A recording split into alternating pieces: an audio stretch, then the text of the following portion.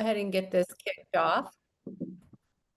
Welcome, everybody. I am Beth Easterday. I'm president of ACEC Ohio, and I am really pleased today to partner with CBIZ and our very own Catherine Motley to discuss the One Big Beautiful Bill Act and the implications for your firm. I'd like to introduce you to our facilitator today, Scott Sutton. As the managing director on CBIZ's architecture, engineering, and advisory teams, Scott acts as a trusted advisor within the AE community on industry best practices. He has significant experience with Part 31 of the Federal Acquisition Regulation, FAR compliant overhead rate audits, as well as government contracting consulting.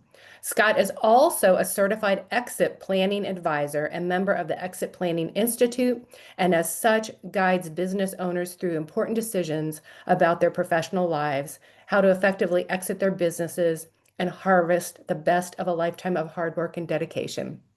Please welcome Scott Sutton from CBIZ, and thank you for allowing us to have this webinar today, Scott. Thank you, Beth, and welcome everybody as you heard when we joined to this wonderfully scintillating topic. And it's front of mind though, and everybody we were talking before most everybody got on of when we expected this to maybe pass and happen, and we're glad it's here at least, not right towards the end of the year. It allows us a little bit of time to talk about this stuff. So I'm going to hopefully share my screen and get it right. Let me turn everything on. All right, hopefully everybody can see that. One thing I wanted to mention before we started, there is a chat feature here in Zoom. If you have questions, please feel free to put them in there, or take yourself off mute and you can ask questions. We should have time at the end for questions as well. So if you want to save stuff up until then, that's perfectly fine. First of all, I just wanted to obviously, mention, a lot of this stuff is still in flux in terms of kind of implementation, right? And, like with anything, when we had a bill that was, this long, there's always pieces in here that we're, still digesting and still getting out there. Quick agenda for today, just so we know. I'll go through introductions, kind of give you an idea who our speakers are. The unpacking of the OBBBA, as we're calling it. I tend to leave out a B at times. As Beth mentioned, we have Catherine here to talk about some of the advocacy efforts from ACEC National. And then we'll go over some of the key business provisions, individual provisions, obviously that flow down through, if you're a pass-through, and some that are going to be just applicable to individuals. Some things that are not included, here in the bill, some revenue offsets, and then Catherine will come back to kind of talk about some next steps that we have. By way of introductions, I wanted to kind of show who the team is here. So obviously myself, I currently, those of you that knew me from before, I used to be in Indianapolis. I moved out to Denver about 2 months ago. We have Jenny Ray, who's managing director out of our Indianapolis office and really our key go-to on all things A&E tax. Roger Gingrich is managing director from our Mayfield Village, Ohio office, also instrumental on the tax side. And then many of you probably know Jason, as well from seeing him at events. He's a director on our team. And then, like we mentioned, we have Catherine here, Catherine Motley, the Vice President of Tax and Workforce Policy, and we're really thankful to have her here as well. So, there's a lot here, that kind of happened. Just a bit of a background, right, is that it's, technically the One Big Beautiful Bill Act. There's lots of names out there, the BBB. I think, Catherine, you told me the OB3 was one of them thrown around. There's lots of different names, but it was enacted, obviously, we all know July 4th. That was a big deal for President Trump to, be able to do that. So that's why, a lot of these things were sorting through. Not really, going to go over a lot of these things, but there's a whole lot, really that last bullet point, right? There's a lot of new things in here, and that's really what I wanted to hit on again, that, there's a lot of, random effective dates and phase outs and carve outs and all these other types of things, right? So we try to give you the best information we can, knowing that a lot of these things may change at some point in time as well. So with that, I wanted to give it to Catherine to be able to go through and give us an update from national. Great. Thank you so much, Scott. And thanks everybody for joining us this morning. I will say, yes, OB3 is my personal favorite acronym for the law, but I was at an event with a whole bunch of other tax people, and apparently some people are calling it Big Beauty, which I think is hilarious, but I'm going to stick with OB3. The question really, like, how did we get here? The roots of this new law really come from the 2017 Tax Cuts and Jobs Act that Congress passed and President Trump signed in his first term. And the reason I say that is because both times the Republicans in Congress used this budget process, the budget reconciliation process that has been used by both parties over the years. But it's a process that allows you to move a tax bill more expeditiously, particularly through the Senate.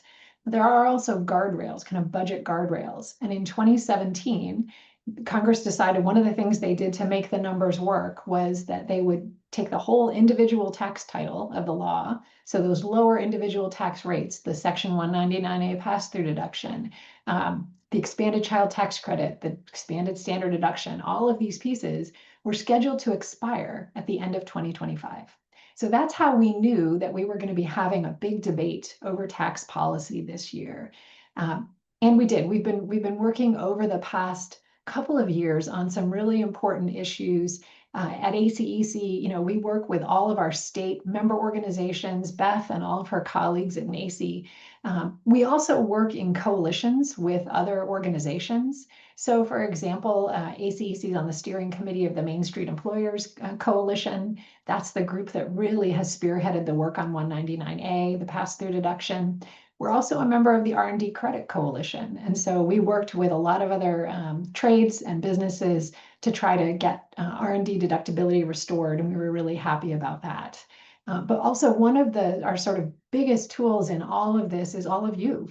Because I will say ACEC's grassroots, you all are fantastic. When we send out requests for you to contact your members of Congress through our action alert system, you all respond in droves, and that's incredibly helpful. That was key in 2017, and it was really important this time too. When we have our fly-in in the spring, which this year happened to be the same week that the bill was on the House floor. I don't want to do that again, but it was really effective to have you all in DC and on the Hill and talking to your members of Congress about the importance of certainty in the tax code for business investment and growth. So this is all of these pieces ultimately came together in the law that Scott and the CBIZ team are going to walk through. But I do want to take this chance to say thank you so much for all of your engagement with ACEC, because truly it does make a difference. I'll just quickly share two quick stories on that front. One of them is from 2017. We had a huge challenge in 2017. Initially, engineering and architecture were supposed to be with the other professional services, but we had a policy argument why our members should get full access to that pass-through deduction. And it was literally in the last minute, the very final version of the bill, that Congress agreed with us. And after the fact, my boss and I talked to the Ways and Means Committee staff and said, did we have a particular champion on the committee who we want to thank, whoever was really on our behalf? And they have to be careful about what they share, but what they told us was, there were a lot of members of the committee were very interested in your provision. And what that says to me is that our members, our grassroots efforts made an enormous difference. And I think the same thing is true when you look at this bill that the CBIZ team is going to walk through. When you look at the R&D provisions, for months, members of the Ways and Means Committee, Senate Finance Committee, I heard them say, they were all telling all of us, we're definitely going to do a fix for R&D. We hope to make it permanent, but it's not going to be retroactive. That's just too hard to do. It's too costly, all of these things. But in the end, they included retroactive relief for smaller businesses.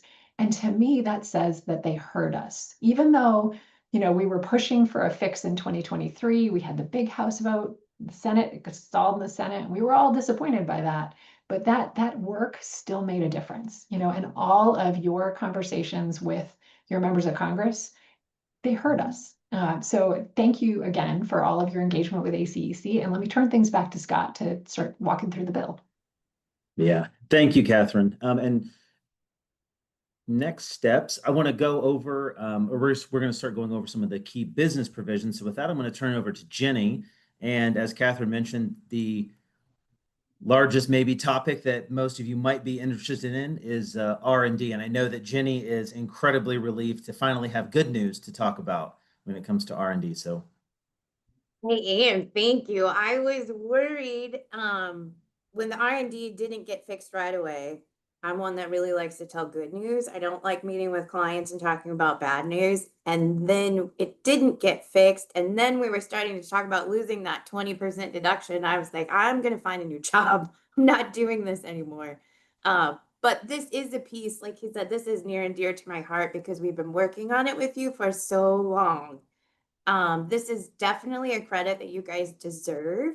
We're happy that they've restored the deductibility.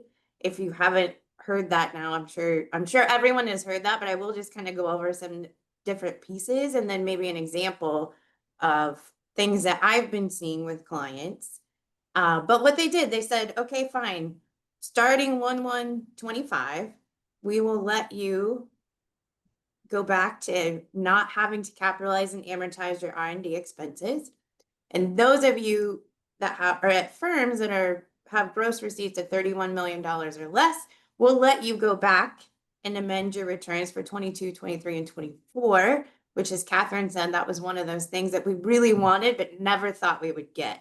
So this was a big surprise to everybody.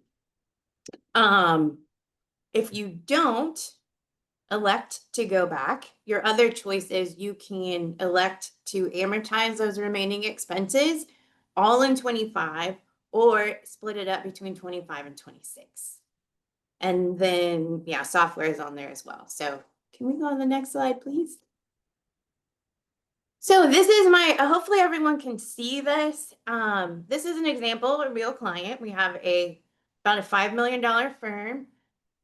In 2022, I'll just kind of walk you through the slide. So in 2022, what happened was this firm had to pick up $1.2 million of R&D expenses that they normally would have deducted. In that year, we were allowed to amortize 10%. So in that first year, we picked up $1,088,000 of expenses that we picked it up. It ends up being income in 2022 for this firm. In 23, the same thing happened. We had to pick up more. We have picked up almost 1.4. Net of that, getting the amortization from prior years was $1 million. And then 2024, guess what? We realized we're still going to have to do this, maybe backed off a little bit on what we considered expenses at the time. We picked up $638,000 and for a net of 50. But in this particular example, what we have left to amortize based on those 3 years is we have $2.1 million left of unamortized expenses. So our choices here are we can continue, we can carry that forward or continue as normal.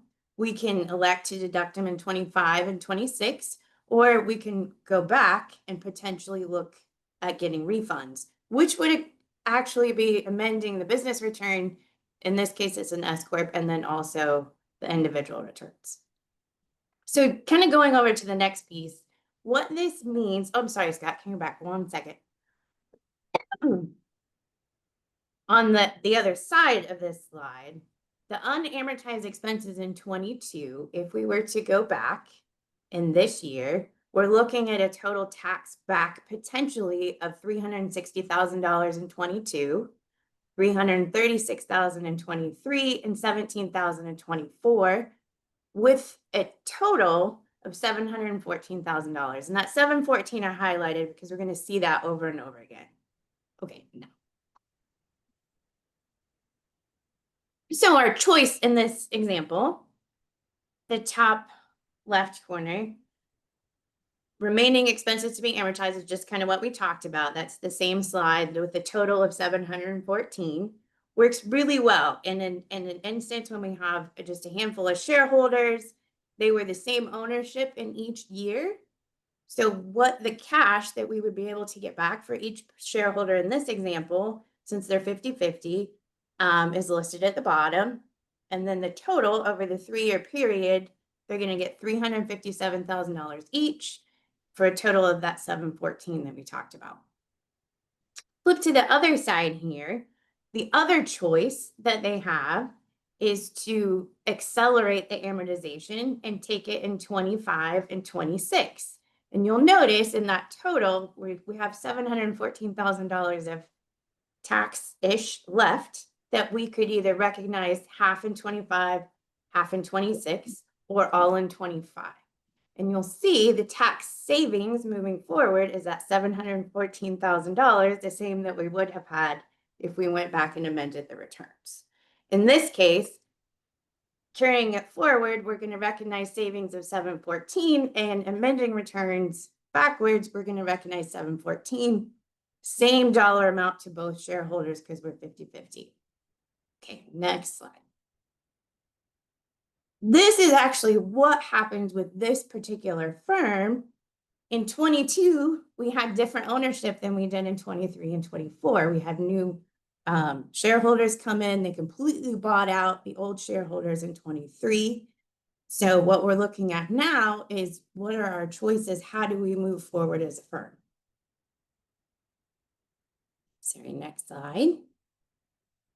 Okay, so in this case, same scenario, we're looking at the same amount of tax back for 22, 23, and 24. However, below that piece, if we look at it by shareholder, in 22, you'll see the majority goes to shareholder 1 and 2. And then 23, shareholder 1 and 2 are gone. They're also gone in 24. So in this case, we still have $714,000, but our shareholder 1 and 2 are getting the majority of that. And our new shareholders who actually still with the business now are getting $78,000 apiece. If this firm decided to just move forward to deduct these items in 25 and 26, and to amortize in 25 and 26, you can see the tax savings to the shareholder in 25 and the tax savings in 26.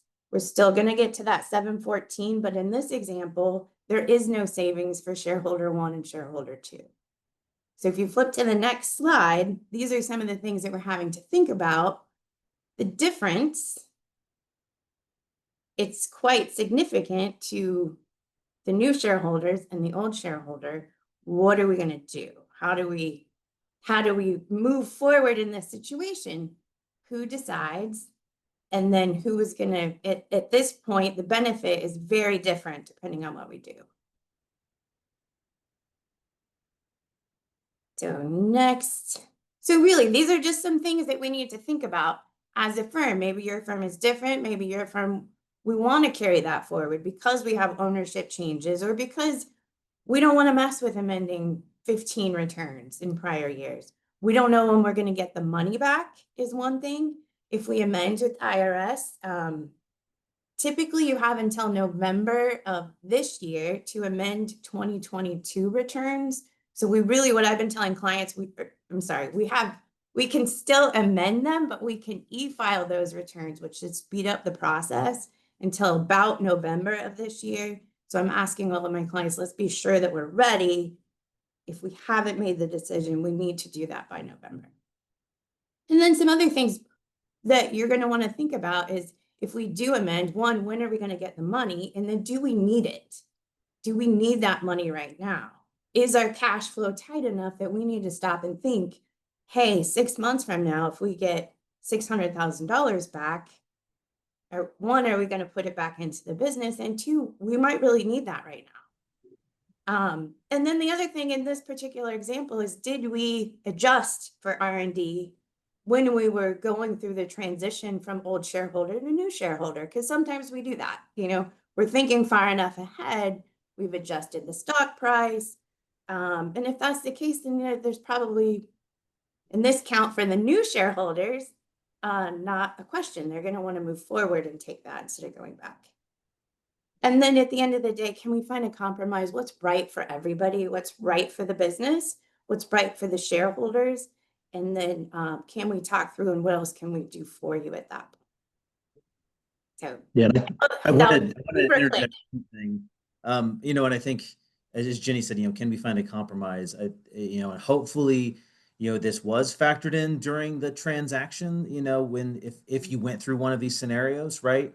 Yeah, ultimately, it's a legal question, right? And you might have to get attorneys involved into, how this is going to work. But, this was one of the biggest complicating factors, right? For those that went through ownership transition at this point in time. How was it handled? And how what's the right answer, right? They, as Jenny said, finding that compromise, because a lot of this is very it's still fluid, right? How, which way it should be handled and all of that. So just wanted to point that out, that ultimately it's probably a legal decision, in terms of how that's going to end up going. But just having all the facts is really what we need in front of us. And if you've been working with someone like CBIZ through this process, we've been talking about this the whole time. This particular example, we knew we were going to be up against this at some point, so we have been talking. Okay, that's all I got on that side. And then the other big win that we had, the qubit deduction, like Catherine said, I think our team, we actually helped get that past that through for the engineers and architects, which is awesome. We forgot to do that for ourselves in the process. I will just point out, we don't get that. However, it is very important that this got fixed and we move forward with it, because it does make such an impact on your individual returns at the end of the day. That 20% was huge, and we're really excited about it. Oh no, this was qualified production property. I was even talking about the wrong one. Okay, next. And then energy tax provision was the one thing that did not keep up in this bill. This is our only, I don't want to say only, but this was our, as far as industry goes, this was something that was hit. Starting the section 179D does go away for projects that start after June 30th of 2026. And incentive for wind and solar available within one more year of the bill's enactment. And I know I threw a lot at you very quickly there, so we're happy to take questions on any of those things now. If not, or at the end, we can move forward with some of these other business provisions. And I think that's Rogers can help us with that. There is a question in the chat. Okay. Just to clarify, two options you showed are to amend and to amortize 22 through 24 within 25 and 26. Is a third option still on the table to continue the full 6-year amortization for 22 to 24? If yes, can we still do full deductibility for 2025 concurrently with this full amortization from the previous years? That is a really great question. And the answer is yes. Yes, you can. We can move forward with what we have, and then moving forward at 1/1/25, when we're allowed to not capitalize and amortize, we can do that. We would just not keep adding it back in 25 and 26 and forward. And then you could still let the prior years play out as we were planning. Great. Yeah, and I think that could be definitely a way that, depending on if you had those ownership changes, right, that could be a way that maybe that deal was structured to let it play out. I think it's good to see all of those options, and what makes the most sense, for the business. Again, if there's any other questions, feel free to put them in the chat, and we can definitely answer questions after we get through all the slides. But I actually want to turn over to Jason. Jason's going to go through the rest of the. Oh, Jason, my fault. Sorry, Jason. Yeah. Going to go through the rest of the business tax, provisions that were in here. So one of the big ones for a lot of entities is the bonus depreciation. Had this bill not been approved in 2025, the bonus depreciation was going to go down to 40%. But with the bill being approved, they have now permanently extended the 100% bonus depreciation. So I know for engineering firms, a lot of your tangible property is going to really be equipment and office furniture. So that will now be 100% able to be expensed out for tax purposes. And then I also know that a lot of engineering firms also have fleet of vehicles. Um, there is still a limitation on bonus depreciation for vehicles under 6,000 pounds. But as long as the company vehicles are used more than 50% in the business and the vehicles are over 6,000 pounds, which that's going to be more your heavy duty trucks, your SUVs, larger vehicles, they can be 100% bonus depreciation. But for those lighter vehicles, so your cars, minivans, that type of stuff, you're still going to have a limitation on how much you can take off for taxes for depreciation. But at least for equipment, office furniture, computers, that type of stuff, this permanent bonus depreciation is a good thing. So most of you guys are S corporations. So if you guys put in $100,000 of equipment or furniture or whatever, with this QBID that Jenny was talking about, you're at about an effective federal rate of 29%. You take your state of 3 to 5%. So you're looking at around $32,000 to $33,000 tax savings for every $100,000 you put in of equipment. And then if you're a C Corp, you've got the 21%, and then whatever your state and county is, so you're looking at maybe around 24,000 tax savings on every 100,000. And again, this is a permanent, so it cannot be moved back down unless it's an act of Congress. If you want to go forward, Scott. The next one is the 179 not bonus, 179 depreciation expensing. So the bonus depreciation and 179 actually kind of play together. They're both for depreciation, and you really need to talk with your CPA on which one to take. But I will say that the bonus depreciation, that does not go into effect until January 19th of 2025. And so the contract to buy the equipment has to be signed on that date. It cannot be signed before that date. And that's where this section 179 can come into play. Everything from January 1st to January 19th, you could really use the 179 to expense all items till that January 19th date. But the 179 expense, the limits went from 1 million up to 2.5 million. But if you put more than $4 million of equipment into place, it will then be reduced dollar for dollar.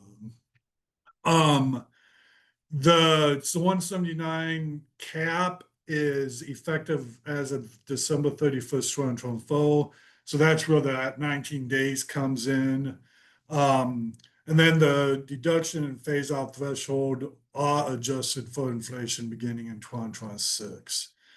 You do have to watch it because a lot of states have pulled out of that bonus and the 179 depreciation or have limited it. So working with your CPA or accounting professional, they can help you determine how much bonus or 179 your states will allow. Next slide. The good thing on business interest expense, so if you guys have loans or anything, you can expense the interest, but there's a limitation on how much can be expensed. And if this bill didn't get put in place, then that calculation to determine the limitation was also going to include depreciation, amortization, and depletion. But with the bill passing, it now excludes those amounts, which means you just get more interest expense that can be deducted. But there is a limitation of 30% of the bidder, which is earnings before interest, taxes, depreciation, and amortization. And that limit is the same as what was under the 2017 bill. Next slide. Excess business loss limitation. This limitation was made permanent under the bill, and the former excess business loss rules would have expired in 2029. So again, this was made permanent. We really don't see a lot of engineering firms with excess business losses, but just know it's out there. Next slide, please. I'm not going to go over all of this, but two things I'd like to point out is the employer provided education student loan benefit, which was put in a prior bill. Well, that's now been permanently extended, and the limit is $5,250 that employers can provide for the employees' education and student loan benefits. One thing I would say, just from being a FAR audit expert and stuff, it's best practice to have this employer provided education student loan benefit in a written policy in your employee handbook. So if you're not providing this yet, you can actually provide this, get a tax deduction, and also it's help your employees out. So it's a good HR employee retention tool. The next thing is the Form 1099. That reporting threshold per company has went up from $600 to $2,000. So that's going to help businesses that have to file those Form 1099s because that threshold's increased. So, Scott, back to you then. All right. Thank you, Jason. With that, that's really the key business provisions, that are most likely to affect, you guys. There's obviously a lot of other things in there as well that may or may not be applicable to your exact situation. So again, as Jason mentioned, consulting with your CPA accounting firm to make sure that, all of these angles are considered with everything else in the bill. So with There is that, another chat, Scott, another question in the chat. go ahead. Can you explain what the rules are around the student loan benefit? What loan payments are eligible?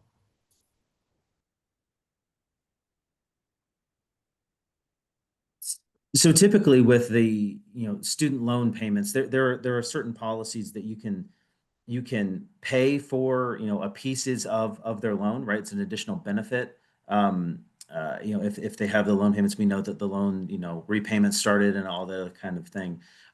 There's a lot that goes into that. Some of our clients do have those policies, where it's an additional benefit to hire employees, to be able to cover pieces of their student loans. As well. And as Jason mentioned, it can be, FAR allowable as well when it comes into there. So there's some nuances there, and we can talk later, one-on-one about some of the individual characteristics of those and kind of what that looks like as well. But they basically do have to be qualified education loans. So it can't be a personal bank loan of the employee. It's got to be a qualified student loan. So. Just one more note on that one, where that is a benefit is you can pay that to your employee or for your employee, and it's not income to them up to that dollar amount. So that's where the savings is.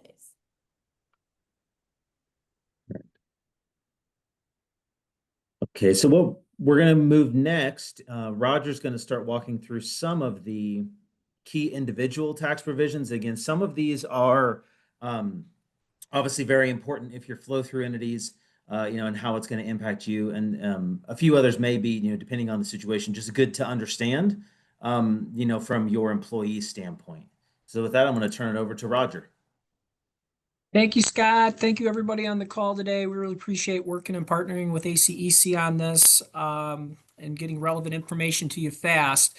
So as Scott mentioned, most of the engineering firms we're working with, you're either organized as S Corp, partnership, the flow-through entities, or even in cases, single owner, disregarded entities, sole proprietors. So a lot of these provisions, and there's some big benefits here to discuss.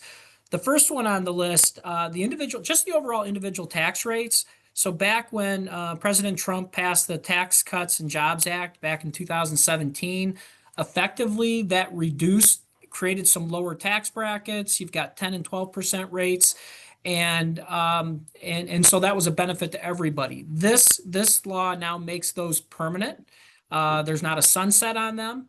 In addition, the ranges of which you can spend time in the 10 and 12 and 22% marginal rates, those effectively are widened. So there's overall tax savings on that same income year over year. You're paying less tax as a result of it. One of the other benefits going forward is the calculation determine the inflation adjustment for cost of living. We've gotten this 1 year benefit of how that's being computed. So you're getting like one extra year of inflation adjustment that's going into this. So overall, this is a real effective thing impacting a lot of business owners. Go on to the next slide. All right, standard deduction. There's two ways. Once we report all our income at the personal tax level, then we start to look at what deductions are available. And there's two ways to do it. We can do a standard deduction, which is basically the government saying, at a minimum, we're going to give you this deduction to offset any of your income that you're reporting. Or we're going to go down the itemized deduction part, which we're going to cover here in just a minute. With the standard deduction, again, this became permanent from the Tax Cuts and Jobs Act. And though, if you might recall, years ago, you would have dependents. If you had kids or elderly parents that you would claim as a dependent, you would get those deductions. Well, the IRS did away with those back in 2017 through that tax law, and they beefed up the standard deduction. So those standard deductions and the amounts that those went up are now permanent. And what ultimately will happen, and I'll talk about it a little bit later here with the itemized deductions, those gotten so much higher that we do run into quite a few, including engineers who are high income earners, where you might not be able to itemize anymore because the standard deduction has increased. So you can see for individuals at $15,750 and for joints filers it's at $31,500. All right, next slide. All right, now we're going to talk about itemizing. So when it comes to filing for personal taxes, if we're going to go down the itemized path, one of the deductions that starts to go into it is being able to write off state and local income taxes. So I'm going to talk about engineers, professionals, typically higher income earners on average. As a result, you pay a lot of state and local income tax, and you have property taxes if you own your home.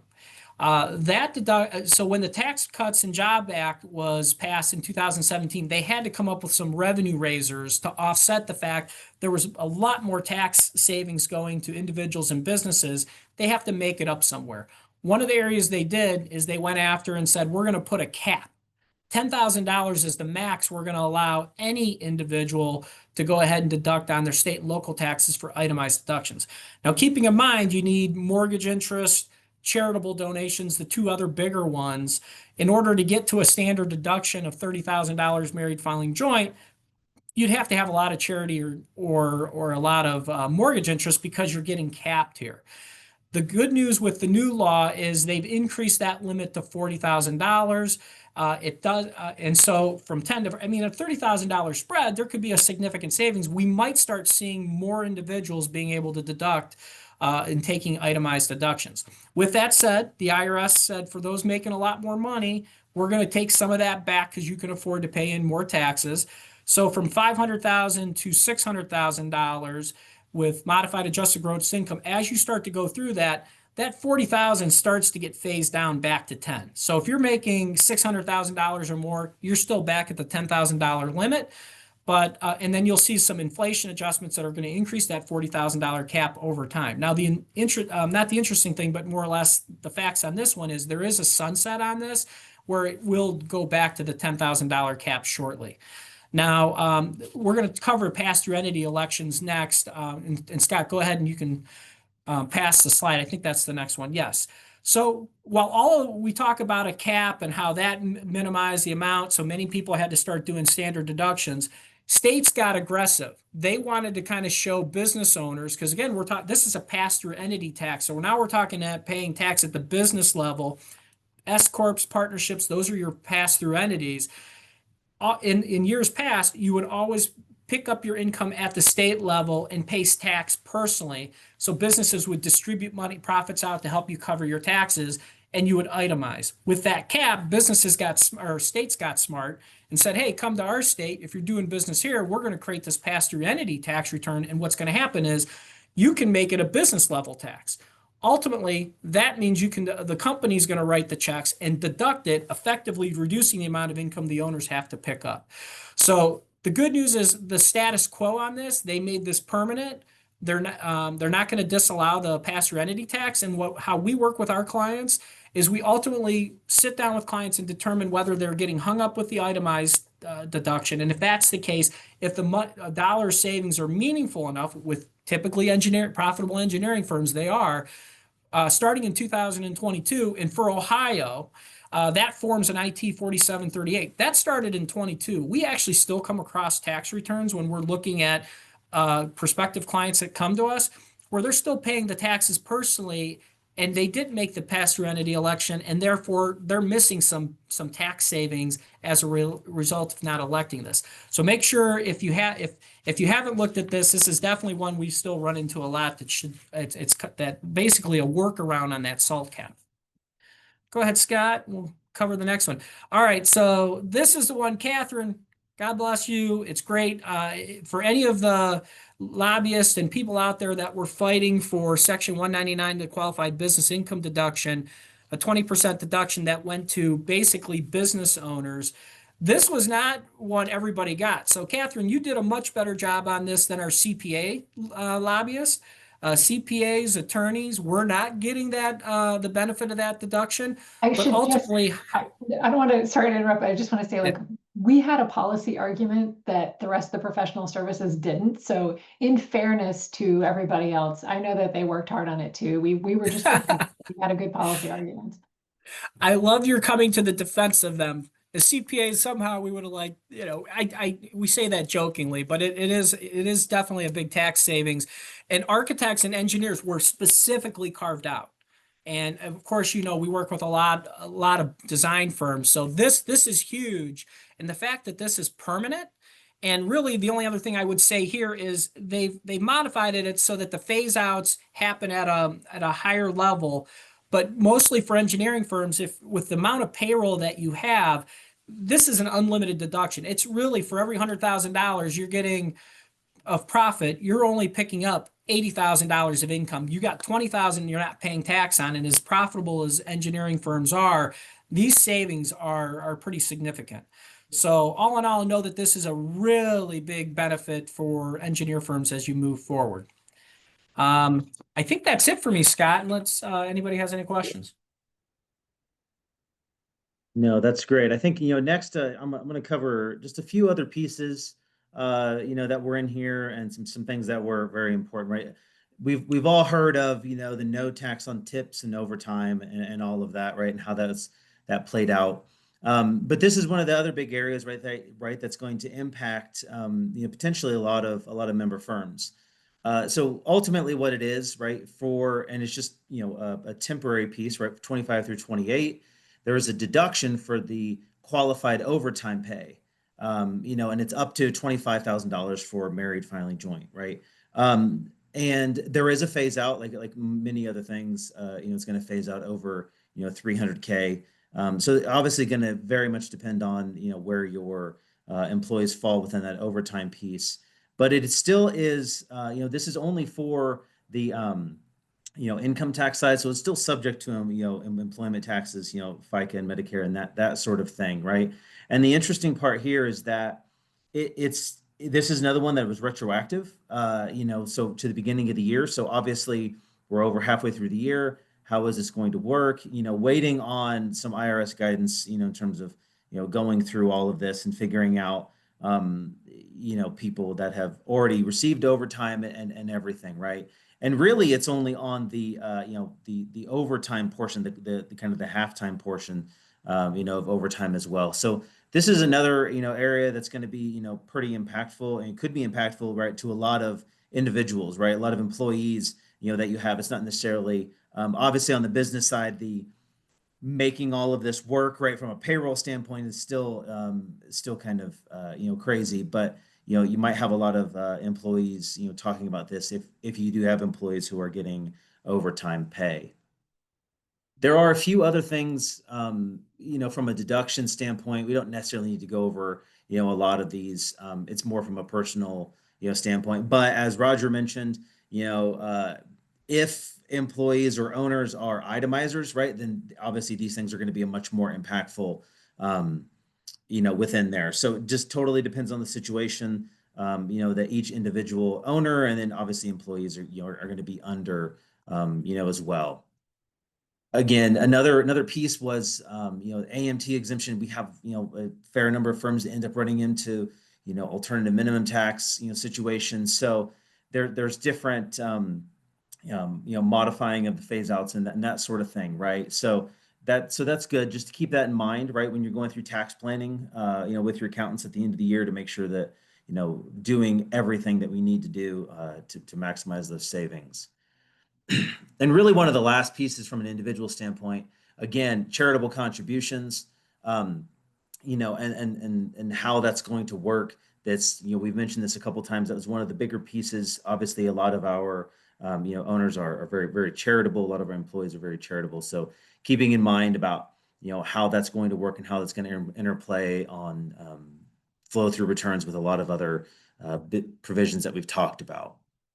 So the last things really to go over are, provisions that were not right in the bill. One is obviously we've talked about the tax rates before, right? Changes in tax rates. Worried about how things were going to go up or down, and what that would look like. There were no decreases in the corporate tax rates or changes in the corporate rates, for C corps as well. So really everything from that standpoint was good, that it pretty much held the status quo of a 21% corp rate and then the 20%, deduction for the qualified business income. And you might have saw it on the slide there. They had randomly thrown out 23%, but it is 20% the same way that it kind of had been before. There's a few other pieces in here, just things that weren't included that had been talked about at one point in time or the other.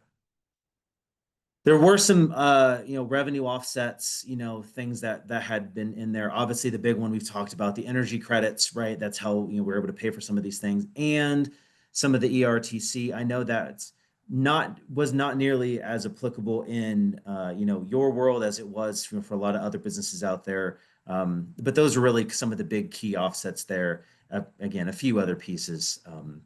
Obviously spending cuts that we talk about and a few other things. So with that, I'm going to turn it back over to Catherine, to really just talk about maybe some next steps. And this is a wonderful picture. This happens to be of our Indiana delegation. You can see Jenny in the front there. And I believe Catherine was the one who took this photo. I did. Actually. So with that, I'll turn it over to Catherine. Thank you. We actually were just leaving a meeting. This was during our fly-in in the spring with Senator Young.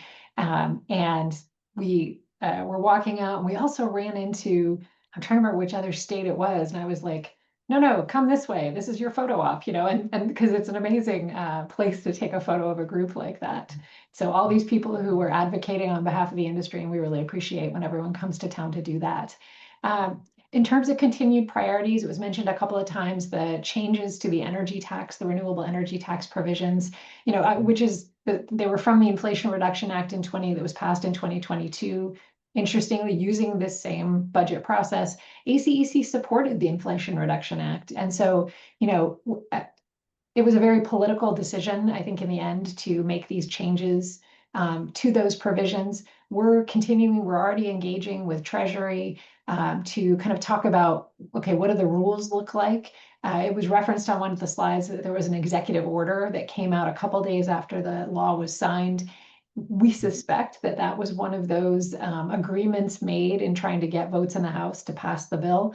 And, so we're looking to see what does that guidance look like, and we're engaging with Treasury to try to make it as favorable as possible. Actually, my colleague and I and one of our members have a meeting tomorrow with a staff person on the Senate Finance Committee who was responsible for the energy tax provisions. He's actually going over to Treasury in a couple of weeks, so it's a great opportunity to keep the conversation going and talk about, kind of how these can be as workable as possible. And then, we're just going to continue to be involved with all of the guidance coming out, looking forward to guidance on R&D. I do expect that to be favorable, but on all of these provisions and making sure that we get information out to our members and to our CPA firm partners. And I just want to take this opportunity to say thank you so much to everybody at CBIZ for all of the help that you've provided to me over the years. My emails to Scott and Jenny are not infrequent. They are all the time. I'm asking, like, what does this mean for you all? What do you think? And so it's incredibly helpful, and I really appreciate that partnership. Thank you, Catherine. And we definitely appreciate the ability to help out, all of our clients and member firms and friends. So before I'm going to turn off the screen here in a minute, and so or stop sharing, I should say, so we can answer some questions. But here's just obviously our email addresses. Everybody will get a copy of the slides as well. We'll make sure that we get that to Beth and team, and so we can send it out. And feel free to contact any of us, as well, with any questions you may have, or if you just want to, second opinion, another set of eyes on something, more than happy to, help and look at that. So I'm going to stop sharing real quick, make sure I do this correct. All right. And it looks like, if anybody has any other questions, it looks like Catherine had a couple of notes in there for the chat for people. If anybody else has questions, feel free to put them in there, or come off mute, and we'll do our best to answer those.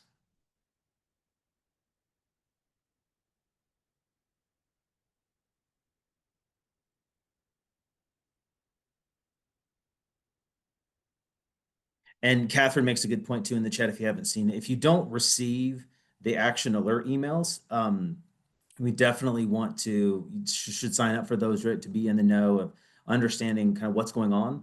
And again, the ways to help out.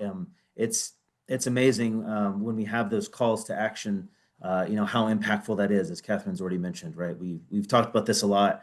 That it doesn't take a lot for legislators to think something is important, right? And the more voices we have and the more personal stories, one of the biggest things, that legislators respond to are really those examples that Jenny showed, right? This cost us $700,000 of, cash, and tax and cash at the end of the day, right? Those are really impactful. And so the willingness to share those things is very important. Yes, Scott, I'll just add, over the couple of years when we were pushing really hard on a fix for R&D, I think in our action alert system, if we look back, we had something like 25,000 emails go to the Hill, over time at various points when we sent out a call to action. So, and I really truly believe like that made a difference. And as you just said, engineering firm owners telling their stories, which we shared with the Ways and Means Committee through, statements that we sent when they were having hearings. We had, we had opportunities to have our members in front of members of Congress at roundtables last fall. And, at a roundtable in DC, the chair of our Tax and Regulatory Affairs Committee came to DC to talk about 199A, the pass-through deduction, and why engineers and architects kind of have a slightly different situation. And, so, I mean, like all of those, they're great opportunities and they do make a difference. They really do. So thank you to everyone for your engagement, and please let me know if there's anything that ACEC National can do to be helpful to you. Great. And so it looks like I don't see any other questions.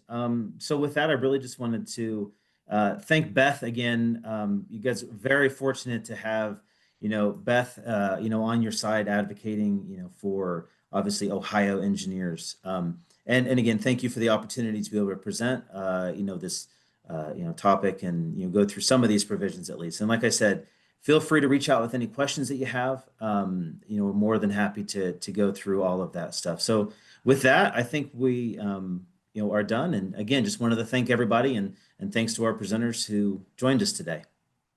Thank you, everybody. Have a good day. Thank you.